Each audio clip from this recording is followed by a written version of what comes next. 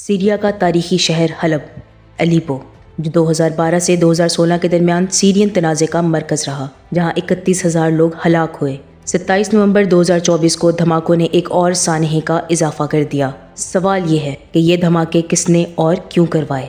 اس سانحے اور جنگ کا تناظر سمجھنے کے لیے M5 ہائی وے کا قصہ بھی اہم ہے۔ M5 ہائی وے کس نے کیپچر کیا اور اس کی کیا اہمیت ہے؟ یہ سوال اس جنگ کے حوالے سے بہت اہم ہے، کیونکہ M5 ہائی وے جو الیپو کو ڈمیسکس سے جوڑتی ہے، اس کا قبضہ جیتنے سے اسٹریٹجک فائدہ ہوتا ہے۔ الیپو کو ٹرکش اور امریکن بیکڈ فورسز نے کیپچر کیا، جبکہ سیرین فورسز نے کوئی مخالفت نہیں کی۔ بشار الاسد کی فورسز اور ان کے رشین الائز کو اس لڑائی میں بہت زیادہ کیجویلٹیز کا سامنا کرنا پڑا۔ اس کے ساتھ ہی سیرین ڈیموکریٹک فورسز نے الیپو کا ایئرپورٹ بھی اپنے قبضے میں لے لیا۔ یہ تمام ایونٹس سیریا کے کنٹرول کو دوبارہ سے تقسیم کرتے ہیں، جہاں ایران اور رشیا کی فورسز بشار الاسد کی حکومت کو ٹرین اور سپورٹ کرتی ہیں، جس کی وجہ سے ان کا 60 سے 70% سیریا پر کنٹرول ہے۔ ان اسٹریٹجک الائنسز نے سیریا کے میپ کو کافی تبدیل کر دیا ہے۔ سیریا کی جنگ کے نتائج میں ترکی کو 2 لاکھ سے زیادہ ریفیوجیز کا سامنا کرنا پڑا، جو اپنی جان بچانے کے لیے ترکی کی طرف بڑھ رہے تھے۔ ترکی نے اپنے بارڈرز پر کرڈش علاقوں پر قبضہ کرتے ہوئے وہاں ریفیوجیز کو بسانے اور 30 کلومیٹر کا بفر زون بنانے کا پلان بنایا۔ امریکہ اور یورپ نے اس قدم کو سپورٹ کیا تاکہ یورپین یونین میں اللیگل امیگریشن کو روکا جا سکے اور میڈیٹرینین کے راستے پر کنٹرول کیا جا سکے۔ لیکن اس پلان کے جواب میں سیریا، کرڈش فورسز اور رشیا نے بیک ڈور چینلز کے ذریعے ایک الائنس بنائی تاکہ ترکی کو کرڈش علاقوں پر قبضہ کرنے سے روکا جا سکے۔ یہ الائنس ترکی کے بارڈر پر اپنے انفلوئنس کو روکنے کے لیے ایک اسٹریٹجک موو تھا، جس سے انہوں نے اپنے انٹرسٹ کو ڈیفینڈ کیا۔ اسی دوران ادلیب میں ایک نئی طاقت ابھری جو بشار الاسد کی سیاسی آئیڈیالوجی سے نفرت کرتی تھی۔ ان کا ایک ہی نعرہ تھا، سیریا کو آزاد کر کے رہیں گے بشار الاسد سے۔ اسی لیے انہوں نے اپنے آپ کو سیرین فریڈم فائٹرز کے نام سے جانا، کیونکہ ان کا مقصد اسد کی حکومت کو گرانا اور سیریا کو آزاد کرانا تھا۔ اس جنگ کو مدر آف آل وارز کہا گیا، جہاں بشار الاسد نے اپنے الائز کے ساتھ مل کر فیصلہ کچھ وقت کے لیے اپنے حق میں کر لیا۔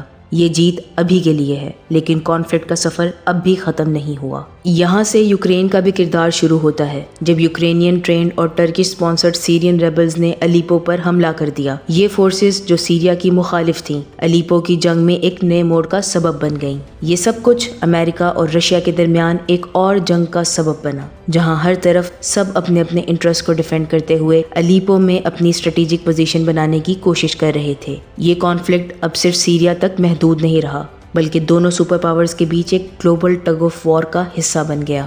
اس سب کے دوران ایران اور رشیا کو بشار الاسد کو بچانے کی ضرورت تھی تاکہ اپنے ریجنل انٹرسٹ کو سیکیور کر سکیں۔ اسد کی حکومت کو سپورٹ کرنا ان کے لیے سیریا میں اپنے انفلوئنس کو برقرار رکھنے اور مڈل ایسٹ میں اپنی پوزیشن مضبوط کرنے کا ذریعہ تھا۔ الیپو کی بات کریں تو حماس نے ساؤتھ سے اپنا اثر بڑھایا، جبکہ ڈمیسکس میں انٹینس فائٹنگ ہو رہی تھی۔ اسرائیل نے بھی اس کانفلکٹ میں شامل ہو کر ڈمیسکس کی طرف ہیوی شیلنگ شروع کر دی تاکہ اپنے مقاصد کو حاصل کر سکے۔ اس سب کے درمیان لٹاکیا اور ٹارٹس 173 کلومیٹر کا کوسٹل لائن بشار الاسد کے لیے ٹرکی کے ساتھ آخری امید ہے۔ یہ علاقے الوی فیملی کا اصلی بیس ہیں، جہاں رشیا کی ڈیفنسز بھی اسد کی حکومت کو سپورٹ کرتے ہوئے اپنی پوزیشن مضبوط کر رہی ہیں۔ لیکن ڈمیسکس اب نارتھ اور ساؤتھ سے انفلٹریٹنگ فورسز کی وجہ سے اپنے گرنے کے کافی قریب ہے۔ یہ فورسز جو بشار الاسد کی حکومت کے خلاف ہے، شہر کی طرف بڑھ رہی ہیں اور اسد کے لیے اپنی پوزیشن کو بچانا مشکل ہو رہا ہے۔ اس مشکل وقت میں بشار الاسد کی حکومت کی گرتی ہوئی معاشی صورتحال نے ان کی ملٹری ڈیفنس کو کافی مشکل میں ڈال دیا۔ فوج کو فنڈز کی کمی کا سامنا تھا، جس کی وجہ سے سولجرز کی موریل اور ٹریننگ پر اثر ہوا۔ یہ فائنینشیل کنسٹرینٹس ان کے ملٹری آپریشنز کو افیکٹ کر رہے تھے۔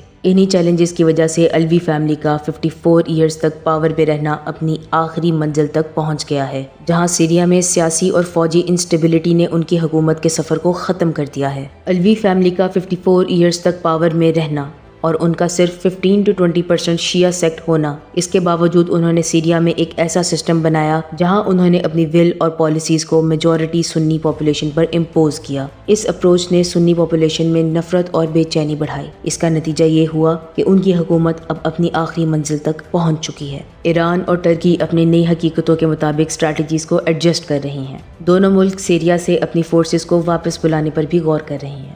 عقل و فہم رکھنے والے لوگوں کے ذہن میں کئی سوالات پیدا ہو رہے ہیں۔ کیا رشیا بشار الاسد کے لیے آخری امید بن چکا ہے؟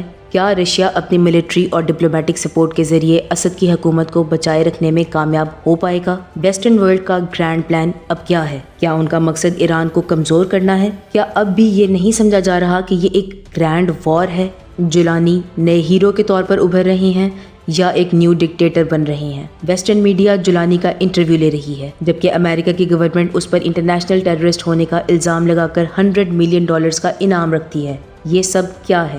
کیا الجولانی ایک نیا امریکن امپلانٹ ہے؟ کیا CIA کی سپورٹ سے وہ تمام سیکٹس کا پروٹیکٹر بن گیا ہے؟ کیا امریکہ نے الجولانی کو نظر انداز کر دیا ہے یا یہ صرف ان کے وقتی مفاد کا حصہ ہے؟ اور آخری اہم سوال، سیریا کو اب کون رول کرے گا؟ انتظار کریں ہمارے آنے والی سیریز کا، جہاں مشہور historian professor doctor Ilyas Ansari ان تمام پہلوؤں پر روشنی ڈالیں گے۔ بہت شکریہ۔